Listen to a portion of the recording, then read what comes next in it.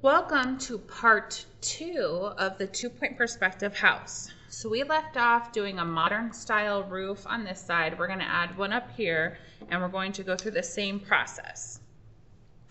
So this time we're going to have the floating little corner be to the left of this corner. So I'm going to line up my ruler with the bottom edge of my paper. I'm double checking my spacing, like here and from here to here, double checking, make sure I'm using a vertical line. And I'm going to make it slightly bigger because I want this to look like it's closer to the viewer. So slightly bigger. Okay. So anything to the left goes to the left vanishing point. So I'm making sure my vanishing point and what I'm lining it up with is both on the top of my ruler. Double checking. Okay, then this is quite a ways away, so I'm going to get this strip and lined up. Okay, so if yours would like hit here, I actually need to raise this one. I want it to go higher because when I line it up, it lines up perfectly with this wall here. So I do want it to be a little bit higher. I want to have some space to do some shading. So I apologize, but if that happened to you, then you would be able to troubleshoot it. Okay, so I'm going to go a little bit higher.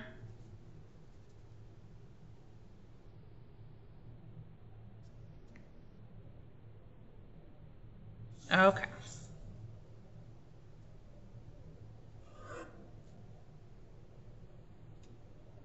All right. So then, can I reach? Oh, I can reach. Okay. So then I'm going to stop when I hit the other roof or when I hit a building. I'm going to stop. Okay. And then so that cuts it off on that side. On this side, we want it to come out a little bit past this upper structure. So maybe just a little bit past. I'm going to line up my ruler with the top edge of my paper or the bottom edge, whichever you're comfortable with.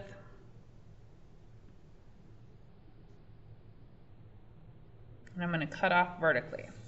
Okay, so then I don't need these lines anymore. And I want this little corner, which is the opposite side of this side in reality, that little corner is going to go all the way to the right vanishing point. But you're going to stop when you hit the house itself.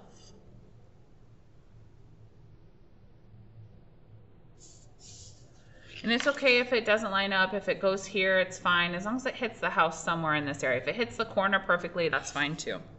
Okay. So that is our basic structure. Now we're ready to start adding some other kind of details into it. So the next thing we're going to add are some posts to hold up this part. So we want it to look like pillars or posts holding it up. We're going to have one that's going to be like here and another one out here. So I do want a little marking to show me like how long they should be. So I do want it to be, you know, like an inch or two below. And this is just a guideline. So I'm going to do a dash line, like super light. I'm just using it as a guideline. And so I'm going to do rectangular posts. So I'm going to offset it slightly from this corner. And I'm going to draw the right-hand side,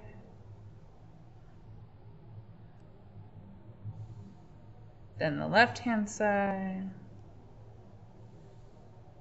Okay. So the bottom, we already have the bottom on the left-hand side. We have that little guideline to help us for that bottom line of convergence. And then the right-hand side, that bottom edge will go to the right vanishing point because it is like a corner. So then it looks a little more three-dimensional, and I'm going to erase the line of the structure showing through it. Okay, so now that guideline tells us how much smaller the next one should be, and then us as artists, we need to decide like how much skinnier should it be, because things get shorter and thinner as they get further away in the distance. So there is a mathematical equation for this. This is what the Renaissance artists had kind of come up with, And this is why it was so profound at the time. So I'm just gonna go a little bit thinner, and we're eyeballing it as an artist instead of using a mathematical equation. You're welcome.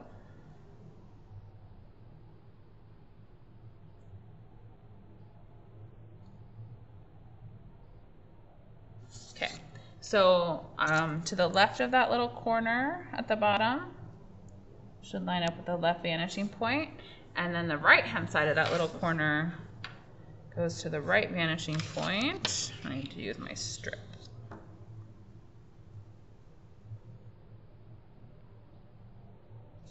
Okay, later we'll shade them to make them look more three-dimensional, but we just need something to hold up that area for right now. Okay, erase guidelines. All right, so now we want this part to maybe look like a balcony or like an indented platform, I guess you could say. So we're going to draw the opening of some structures, kind of like a big window to start out with. So we're working from this corner, and I'm going to make like a rectangle inside here.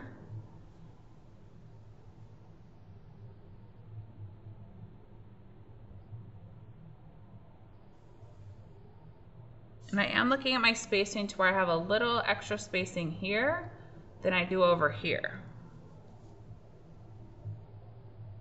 I'm going to go a little bit above halfway, or the horizon line, just slightly above.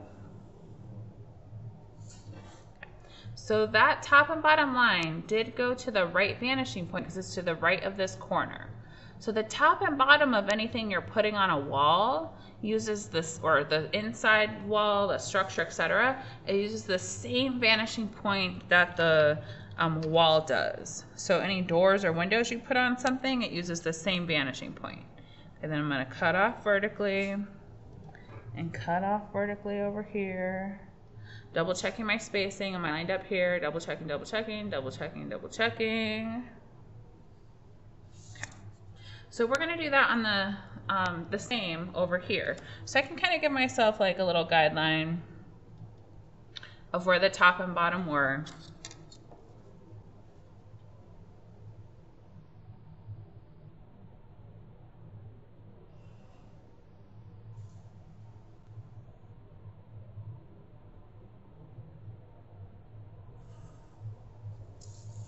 Okay, I want about the same width. Okay, lining up at the bottom of my paper, and I'm double checking my spacing between. So the sides of everything are always vertical. The top and bottom uses the same vanishing point that the wall does. So the top and bottom use the left vanishing point, so the top and bottom of the opening is going to use the left vanishing point because it's to the left of this corner.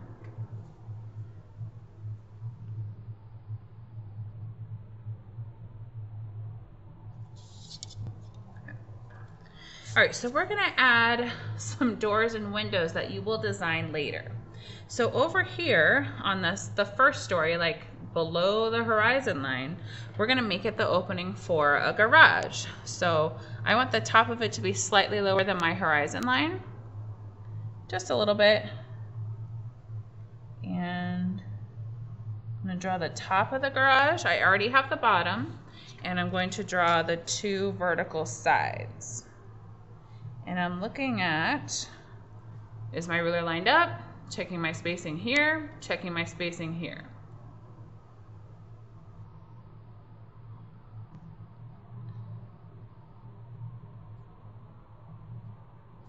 Notice how I left more space on this side than I did on this side, because then that makes it look like it's closer to us. It's slightly bigger. Okay, so there's a garage opening.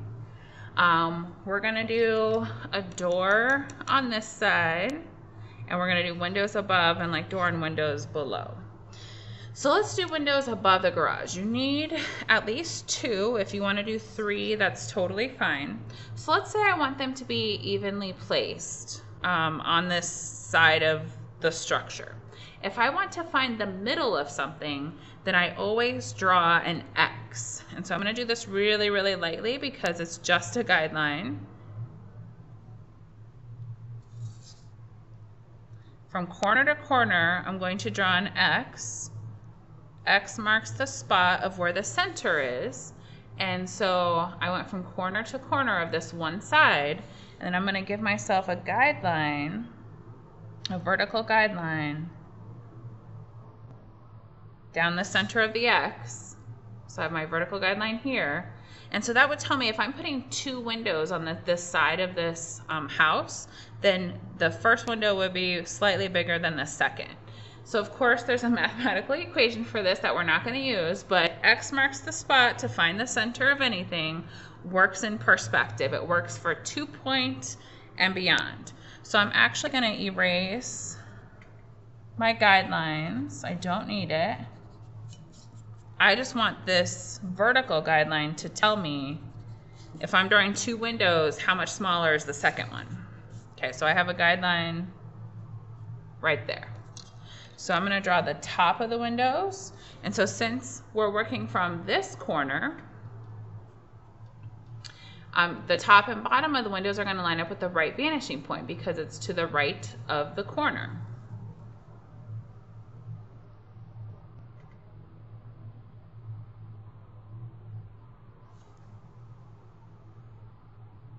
And the tops and bottoms will align with the same vanishing point as the wall. So I do tops and bottoms, and then I'm going to cut off vertically.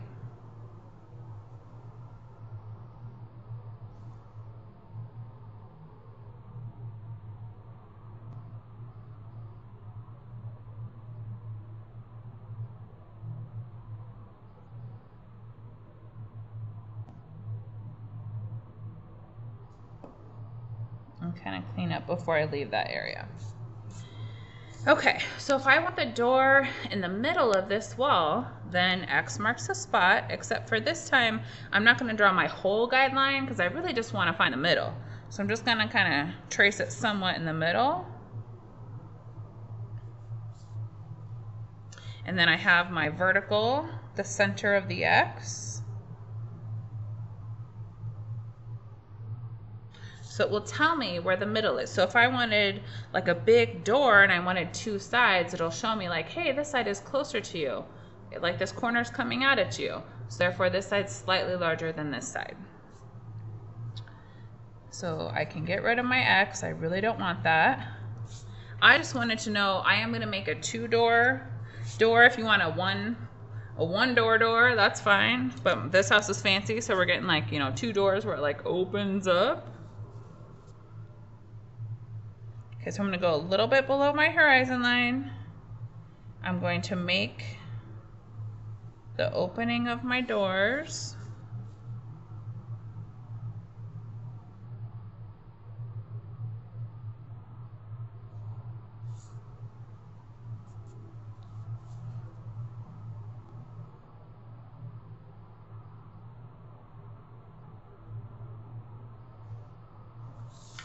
Okay, so then I do have that center guideline. So I am going to divide them in half. And we'll design later. Okay, so now the last thing we're going to do is I would put at least 1 door over here. You can put a door on this side and 2 windows, but you can put 1 door, 1 window, 1 door, 1 window, wherever you want. You need at least 1 door and 1 window. I'm going to do a door and 2 windows. So I want to find the middle of this structure. I can still kind of see like where my wall lines were. So I'm actually going to use that to draw my X.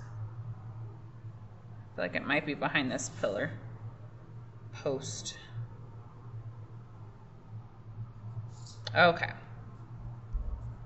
So this is where my halfway would be on this wall. So I'm going to put a door in the middle with window, window. I'm going to do a one door. I'm going to go almost to the top. So I have my vertical side. That just told me where the middle was. And then I want to do the top of it. So I'm going to line up the top with the same vanishing point that the wall uses. This wall uses the left, so anything I put on this wall also needs to use the left vanishing point for the top and bottom.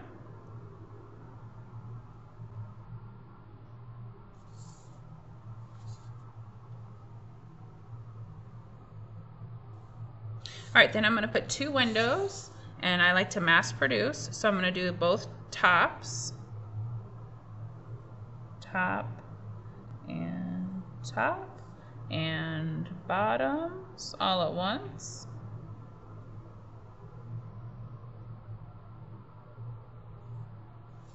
And if you can see yours on this side, or you're only doing one, mine happens just go behind that pillar. All right, so then I'm going to do all my cutoffs vertically. So double checking my spacing from the side of the paper. I'm checking my spacing like right here before I draw any vertical lines. Like half of your grade is remembering that you should be drawing vertical lines.